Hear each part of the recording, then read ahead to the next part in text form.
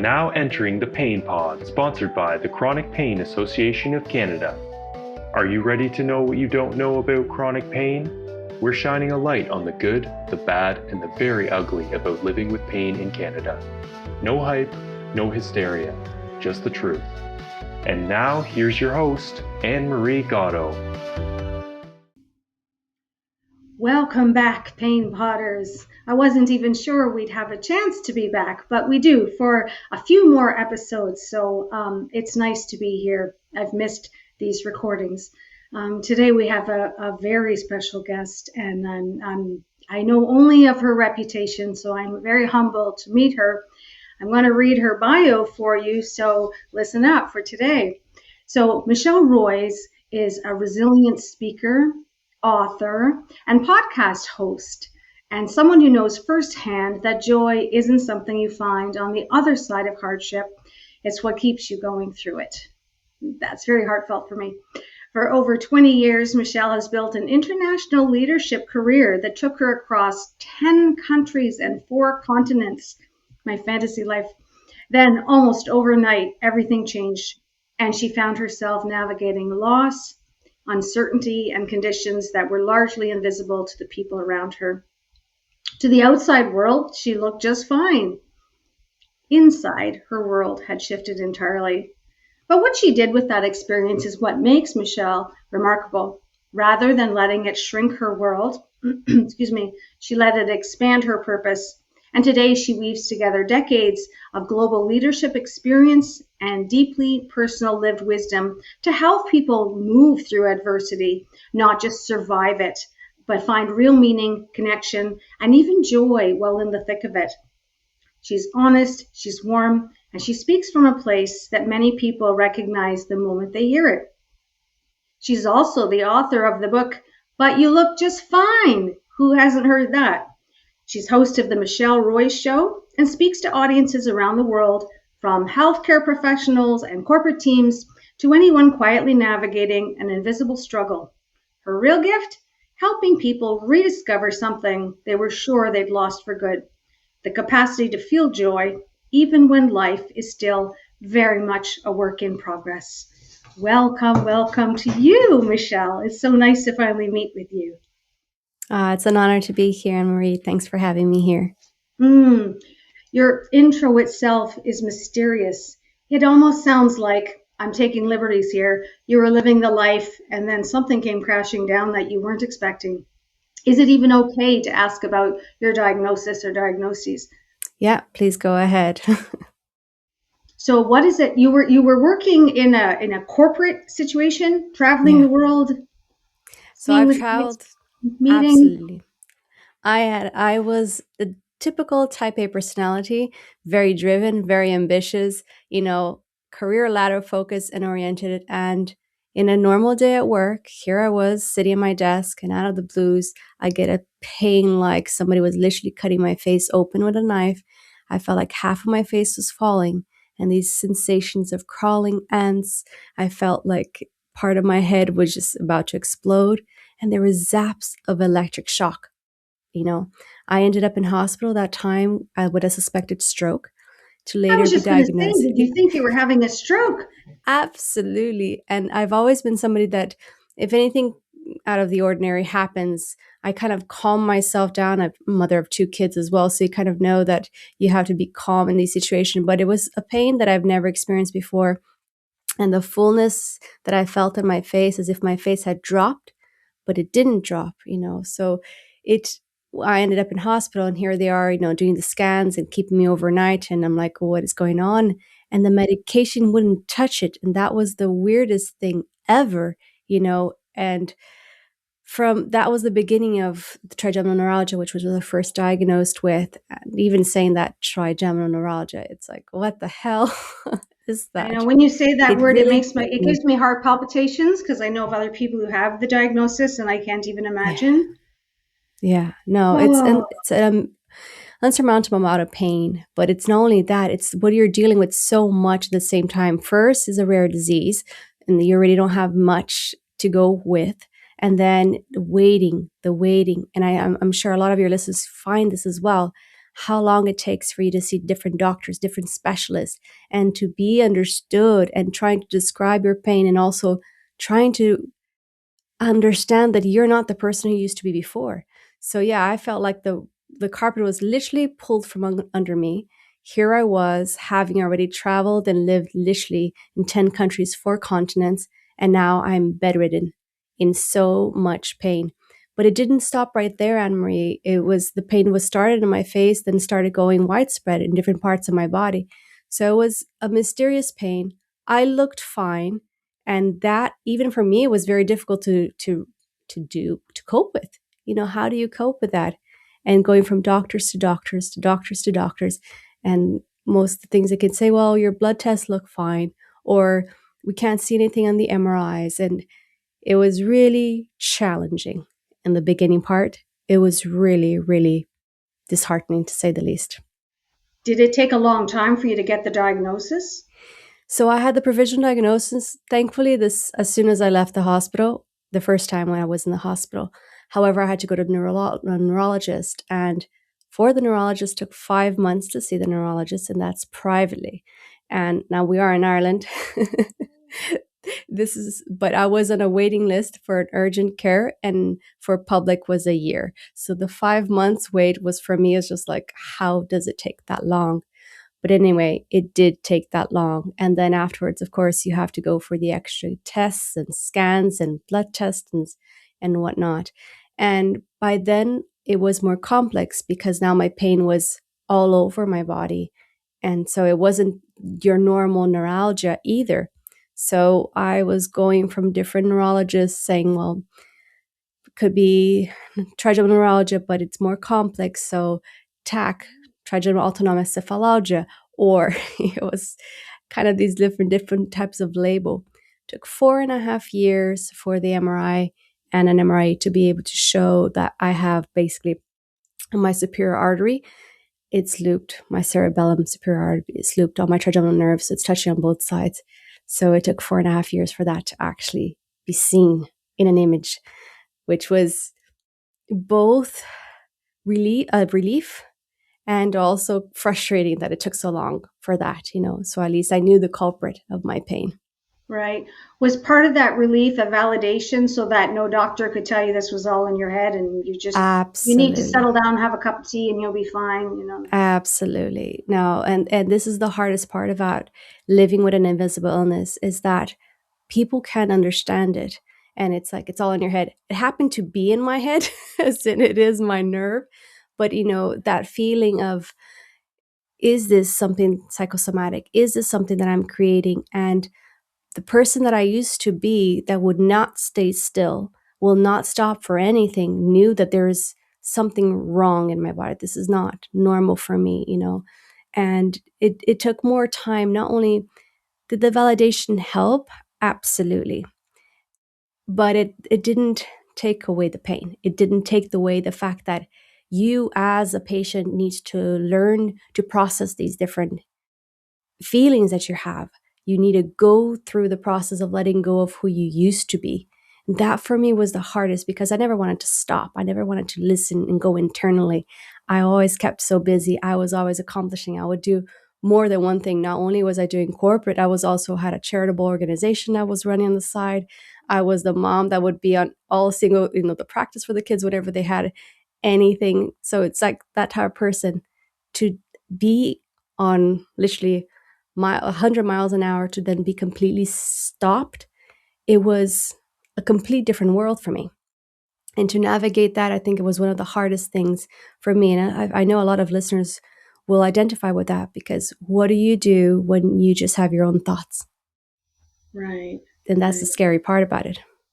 The very difficult part is if you lose role after role after role in your life without the simultaneous building up of a different role, then all you have is the loss. Absolutely. And so you can have a great loss of sense of self and identity. And I understand all this. It's very difficult. Oh my goodness. Yeah. Well, no, I did. And that for me was the hardest part, because I was just literally in bed. And I remember just thinking, who am I? Because as a mom, I couldn't be a mom. I couldn't do the dishes. I couldn't do the dinner. I barely had energy to get out of bed, and the different medications that I was trying, everything else was just like making you so groggy, no focus, and as a wife, forget cleaning the house, forget taking care of all these other things. None of that was, I couldn't do it. And I really grappled with that fact of I used to be the provider as well. I used to be the person that was in charge and taking care of things. And now I can't even make my bed. That was so difficult for me to accept. And as you know, like you're saying, with people that do have something similar, trigeminal neuralgia is considered a suicide disease. And you come to a point that is so debilitating and you feel like, what's the point on all of this? So I had to get myself to that really, really, really dark place to pull myself back out again. So it wasn't an easy place to be on the other side. Let's just say that, if you bring yourself back on this journey with me. Well, experiencing chronic pain and illness sometimes is the most devastating thing in someone's life if they've had a good enough life up until then. So it can be the big thing. So, you're inspirational and you're a speaker and you're a writer and you do all these things. So how are you helping people transform this this pain, this illness, this stillness that's been imposed upon them into purpose and meaning? Like, what is your personal experience with that? You said you were at a dark place and then you had to come out of that. Yeah. So I'll bring you back and your listeners back to this moment, so it's 2 years into my journey, and I've already, not only because it was 2018 when I was first diagnosed in November. So all this waiting was still going on, and we had the pandemic, which like shut the whole world. We know how that goes. So for me, it was even harder because I was going through a therapist at the time. I was trying to get chiropractor done and all these other modalities. And all of a sudden, nothing is there. I can't access anything. And even my neurologist appointment was delayed indefinitely. So I got to a point that it was so, so, so challenging. And I remember literally crying in bed in a fetal position and just saying, God, if you can't take this pain away, take me, because I cannot keep going. And it was such a dark moment for me because I felt like I had given so much of my life to helping other people. And I was 17, I had gone to India and volunteered for 2 years there. And that's where I started my career and traveled all around, always been a giver, always been helping and, building. I love building things for people, building organizations, building people. And here I am, I can't even build myself back up again. But in that moment, I felt like God had literally given me a warm comfort. It's not like I heard something audible, but I got literally pictures of my boys in my mind. And it was just all these memories of them. And I needed them to see that I could continue fighting. And that's what gave me that little glimmer of hope. It's like, okay, God, so if you want me to be here, you're going to have to give me a way out because I don't know how. And I just started to make a decision. And I think that was kind of a point for me that really helped make a decision to make my bed in the morning. I know it sounds so small, tiny, but anybody that struggles with pain know how difficult it is to get out of bed, right? It's not only if your body is achy in every single sort, but just getting out and that it's almost impossible. So it's like I said, it's like climbing Mount Everest. Yes. So it was a decision. Can I make my bed? I will make one side of the bed, roll to the other side, and like rest because I was chronically fatigued, of course. So make the other side. And those were the tiny steps that it started. And then I would literally move from my bed to my couch that was in my room. So it was these incremental, tiny, snail pace movements that I started getting to that started feeling like, okay, well, I got that done. So it was make my bed. Next one was get dressed. It didn't matter if it was 2 in the afternoon, 5 in the afternoon, or 8 at night. I got dressed and put my pajama back on, but I would do that. So what I was doing is stacking up in my brain that I could do small things. No matter how small, the atomic habits kind of started building within me. And that made me feel like, okay, well, if I can do this, I can do the next step. Practicing gratitude was my third and biggest one, looking at opportunities around me to say, instead of I can't do this and I can't do that, I get to do this. I get to do that. So I get to go to the doctor instead of, oh my God, I have to go to the doctor again, especially when you have so many appointments and all these things. But I think we're shifting, and this came with time, and it wasn't. I always want to have a quick answer. I want things to happen right now. And I had to learn to make peace with time and to know that the process, it's not extremely fast. It's a process. That means that it takes its time.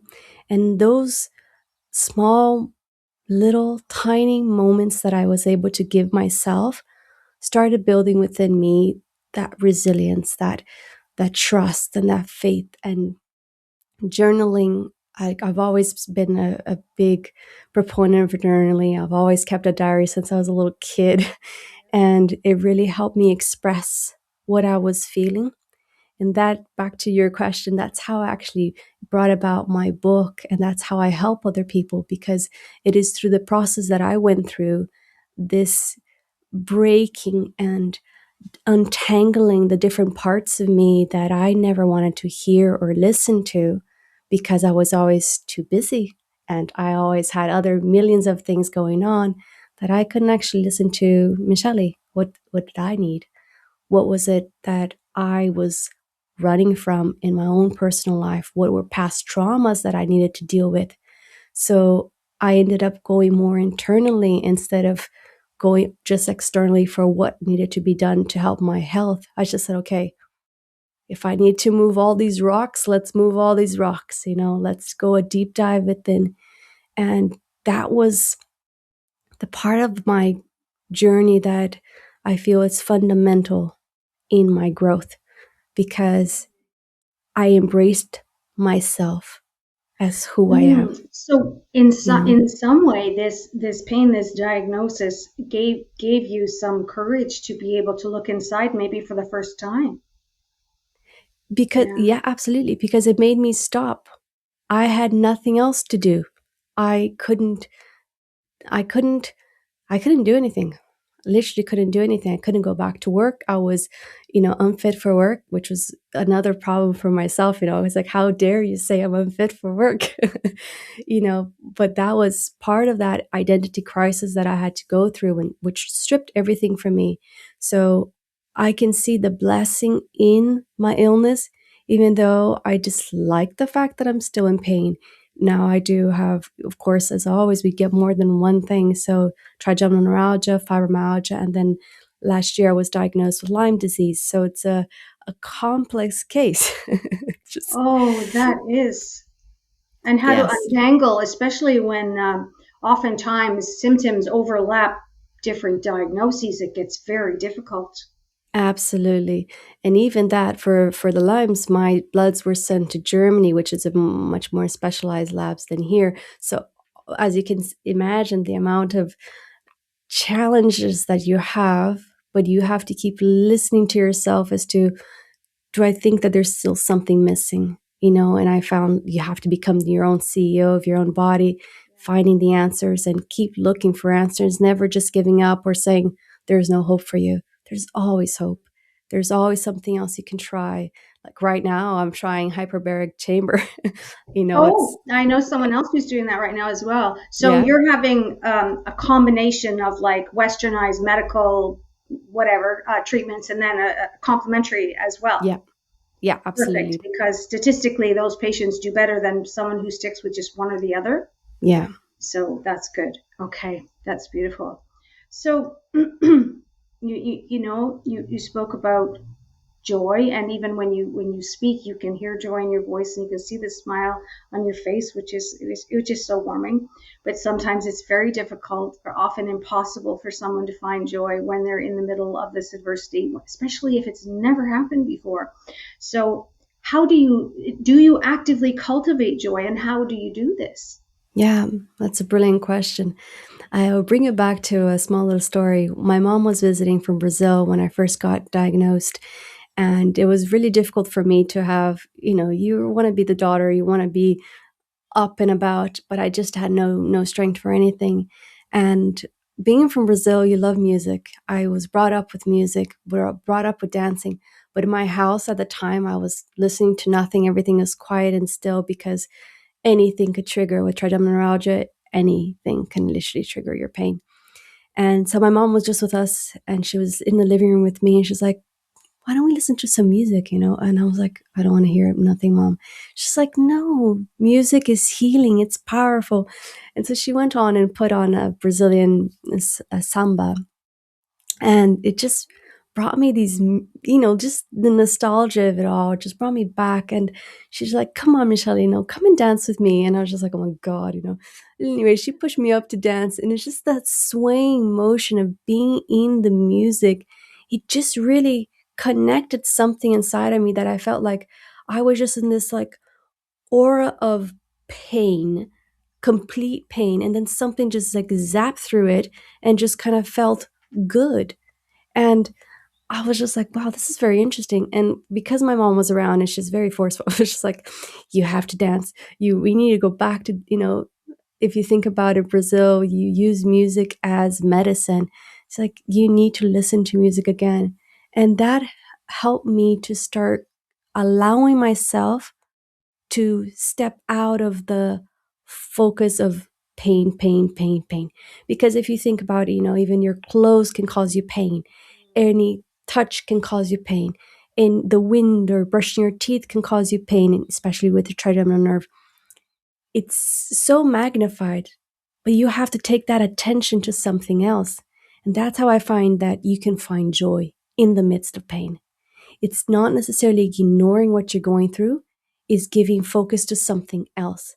And it's dialing down on what your pain is. So it's allowing your body to feel comfortable with what you're having right now. So music for me is a therapy. Dance is a therapy. I can literally disconnect in Latin dancing, and it's literally every week, something I do with my family. I am in a lot of pain when I come back. I have to be very honest. I have my infrared light. I have a whole ritual I have to do before and after. But in the moments that I'm there, I can just completely let go. And as if my body is in another realm. It's Where do you so go for beautiful. this? In Limerick, we have literally it's Latin dancing. So they do bachata, kizomba, salsa, and I'll be up and down, sit down and go for a little bit longer. But it's being around people that are smiling and laughing and joyful. And that fills up my love cup, fills up my joy cup. And that's how I find that you can find joy in the moment. It took time for me to build to where I am now. Like I'm 7 years into this journey, but it was small steps and trying different things. And I feel a lot of times being creative, the artistic part of us, the painting, the drawing, the pottery, the gardening, The writing. those things. Yeah, writing exactly. Those things really helps us to again just dial down on that pain part and bring us something beautiful. So even observing birds, looking, being present and being in the moment, it's part of like that meditation. I do a lot of breath work and meditation as well, which really, really helps me to deal with pain. But it's looking at what made you happy when you were a child.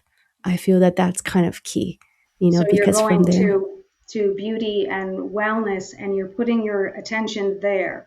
So you're taking the attention away from the pain, even for a little while, and going somewhere else that you can be very present with your music and your yes, art and your writing and whatever, and that helps your life overall. Oh, I yeah. love that. And I love that you have this in Limerick. How cool. I wouldn't even know where to go here for Latin dancing. We used to have a club that used to have it all the time, but the club shut down, so I don't know where people go now. Oh, Yeah.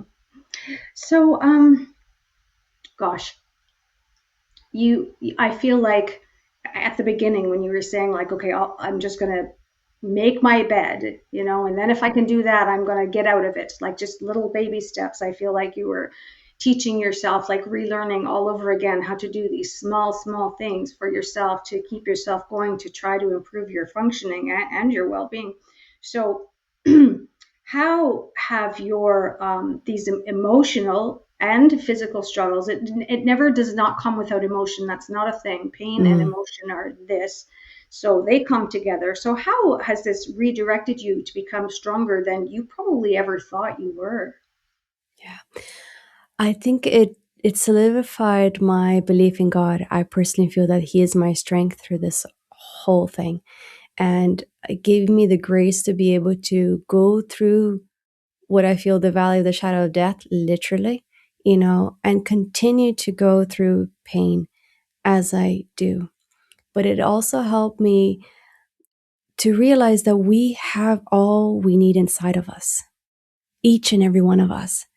We need to just tap into ourselves, to look within, to see that resilience that's already there, to know that we are overcomers, that God already given us all the gifts and talents that we need. So it's us allowing ourselves to go inside and make peace with whatever it is that a lot of times we're holding back from ourselves. And so many people that I talked with, they don't like to be in that silent with themselves. They don't know how to be alone with themselves. And a lot of times when we are in pain, we are alone, and we need to learn to So love alone. ourselves. You were so isolated when you were in that bed, curled up in the fetal Absolutely. position. No noises, no nothing. Like that's, about as isolated as you can get. And then during COVID, you couldn't even have your appointments or anything. Total Yeah. isolation, alone with that pain. Yeah. And that's very daunting, Yeah. very But daunting. So you're a woman of faith, and this gives you great comfort yes, and great strength. it Okay. definitely is what pulled me forward through all of this to Whatever crawl works. myself back up. Whatever works for anybody. That's what I say. Ex- Whatever works for anybody. Absolutely. Yeah. And each person has to find for themselves where their strength relies, but it is inside of them. It's just how you draw it out for yourself. But we have it inside. All right.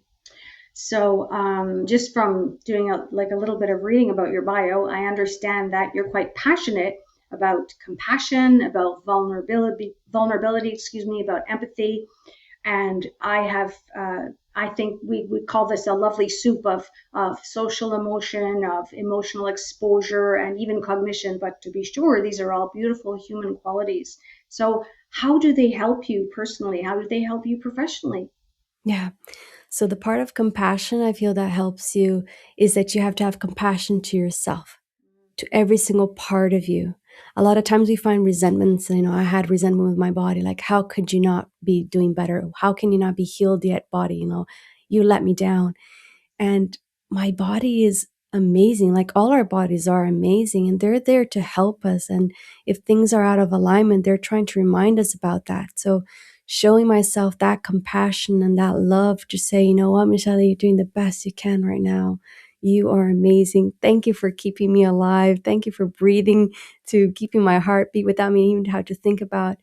That really helped me to fall in love with me in a different way that I hadn't before.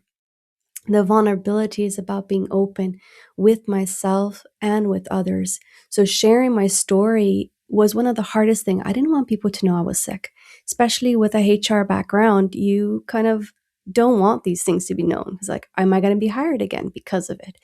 So I had to reframe that for myself as well and say, you know what? By sharing my story, I'm giving people a voice to be able to know that they're not alone in this journey, that they can also feel that they are seen and that they can overcome. If I can, they can as well, and it gives them that permission to feel seen.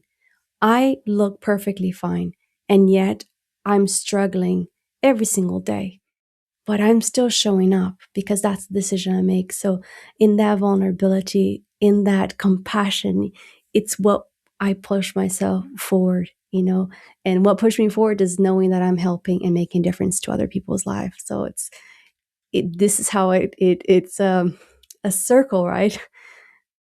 I help someone else and they're helping me because they're letting me know that. With this amount of self-compassion that you have grown and cultivated and maintained, and this amount of vulnerability that you're able to tap into, I have to say you must be your therapist's dream client.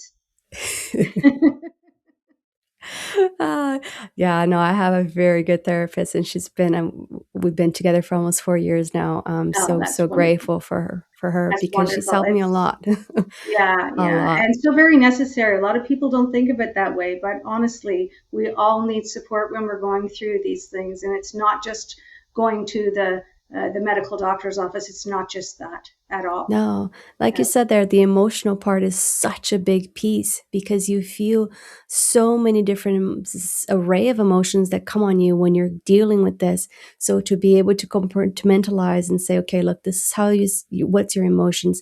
How are you feeling? What's the name you're giving to it? How can you change that dialogue you have inside?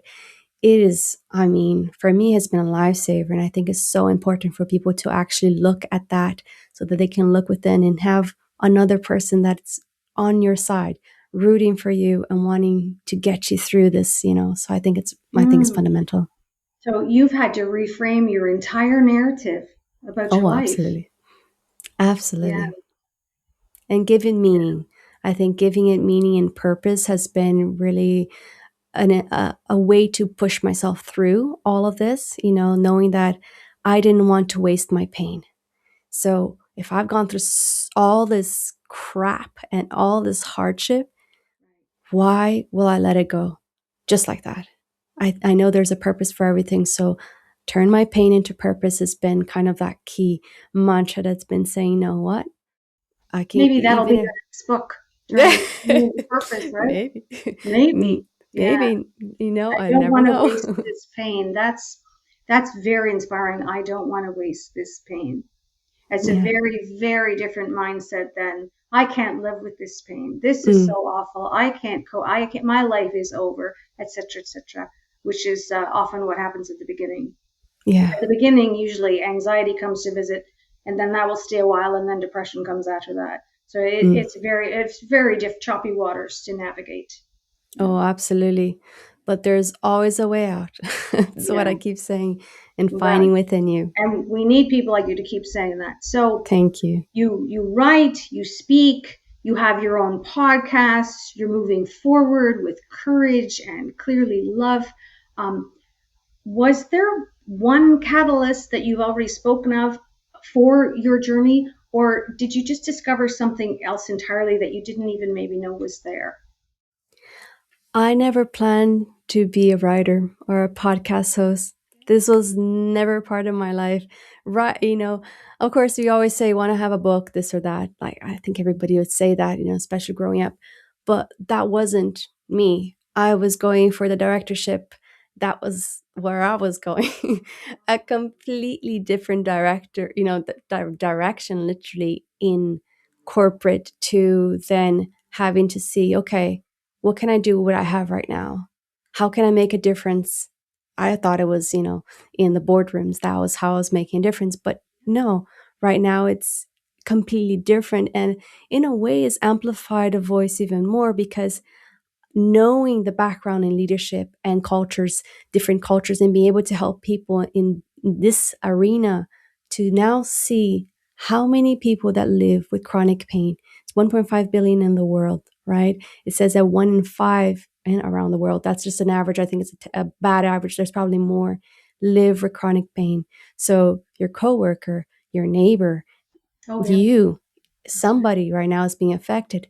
And how are we helping them in the workplace? How are we helping them in our church or in our community? How are we making them feel seen, understood, and believed?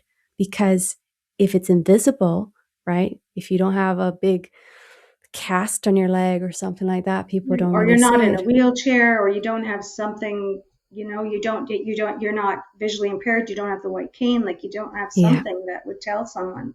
I Yeah. know it's not great around here. Like legally, we're supposed to be accommodated, but I'll tell you, like if I went to try to work for someone else, I'd probably lose my job in 2 weeks because I wouldn't be able to make their schedule. Yeah. So, which is why I'm self-employed. So I don't know what it's like in Ireland, but I can tell you here in Ontario, Canada, it's not good. People are not Yeah. accommodated the way that the law says they should be. But it's exactly the same thing here in Ireland. And it's about raising awareness and talking about it, that you can actually make people, because people won't understand what they can't see. If they have never gone through pain in any capacity, it's really hard for them to have even that frame, right? So it's bringing that awareness to them. So I feel that through sharing my story, through sharing in the podcast and in the different speaking engagements that I get, I have an opportunity to share a light into something that a lot of time it's taboo even to talk about it. Because, oh, if we accommodate so and so, then what about so and so? Doesn't matter. You accommodate people as they need, and they should be able to come to you and ask for that accommodation without feeling guilty, without feeling, like they're a monster because they are ill. They are just going through a really difficult time. And if you are able to accommodate them, guess what? They're going to be even more loyal to you, which is like a beautiful thing that they can have as well. So I think God is using all of these different things in my personal life to help other people. And it's a slow process. I mean, slow, especially getting governments to listen and all of those Yes. things. But we just keep going, like making the Yes. bed, one Yes, step at a because time. it's very true. People who have never lived with chronic pain rarely, if ever, think about others that do. Why would they? They're just going on Mm, with their lives. They don't. We're not thought of. Or like you said, you look fine. What are you talking about? You look fine. So, oh my goodness. So I hope that you're feeling somewhat better. You have a lovely, beautiful smile on your face today. thank So I you. hope that means something. Now tell us, if we want to read your book, where can we find that? So the best place is actually on my website, michelleleroy's.com. So you have all the things there, and /book. It would be there as well. And I just recorded my audiobook, so I'll be having that coming out as well. So now we'll have all sorts of ways of listening, so that if you're listening, if you're reading, if you have an ebook, hardback, all the versions are going to be there. So that's coming up. Okay. And so if someone wanted to contact you with a question or anything, they could do that through the website as well? Yes. Okay, I'll Yes. make sure that link goes on when this gets Thank you. published. I'll make sure your link goes on in case anyone needs to hear. Did you have any closing remarks? I'm just sitting here in awe of you. Oh, thank you so much. Oh, I just wanted to thank you for making this podcast available, because it is so important for other people to know that they can have solutions, and that by you interviewing these different people that have gone through all these different challenges. I listened to some of the podcasts that you had there, and it's just very interesting to know that, look, there's other people also going through this. And as we share our stories, we're helping each other feel better, feel less alone, and feel part of this community. So All thank you for right. that. That's the single biggest benefit of group therapy, is knowing that you're not alone. Yes, Yeah, so it's important. true. Well, thank you so much for joining us from Ireland. Now I'm all interested and want to go there. How many people are in That's Limerick? great. Is it a town, a city?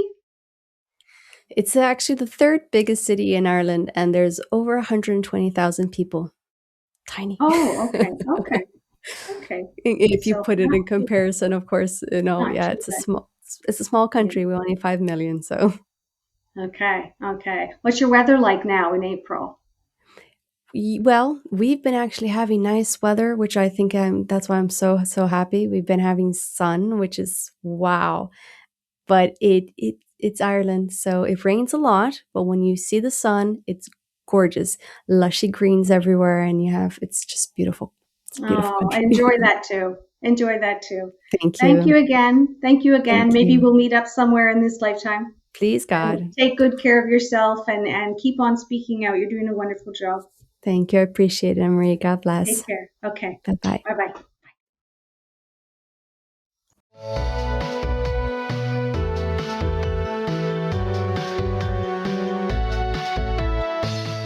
Thanks for tuning in to the Pain Pod. If you enjoyed this episode, be sure to subscribe so you never miss a future show.